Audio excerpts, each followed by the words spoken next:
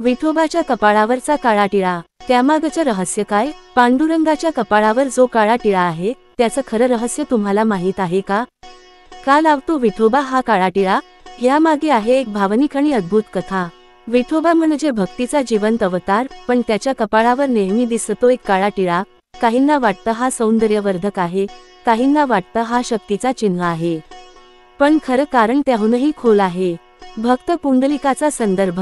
आपल्याला माहितीये पुंडलिकाची कथा. विठोबा त्याच्या भक्तासाठी घराबाहेर थांबला, तेव्हापासून तो उभाच राहिला. त्या दिवशी पुंडलिकाच्या आईने विठोबाच्या कपाळावर चंद्रकोरीचा टिळा केला आणि म्हणाली, ही तुझ्या भक्तीची ओळख असो. पण तेव्हापासून विठोबाने तो टिळा कायमचा ठेवला. काळ्या टिळ्याचा आध्यात्मिक अर्थ. परंपरेनुसार काळा टिळा म्हणजे नकारात्मक शक्तींपासून रक्षण.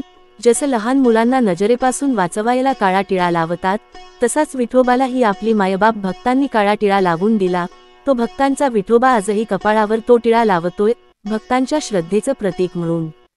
हा काळा टिळा म्हणजे केवळ रंग नाही, तो आहे भक्ती, प्रेम आणि नात्याचा ठसा. तो विठोबाच्या कपाळावर नाही, तो आपल्या हृदयावर आहे.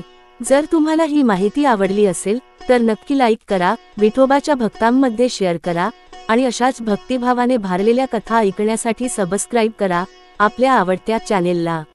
विठोबाच्या कपाळावरचा काळा टिळा ही केवळ एक रीत नाही, ती भक्तीची नाळ आहे.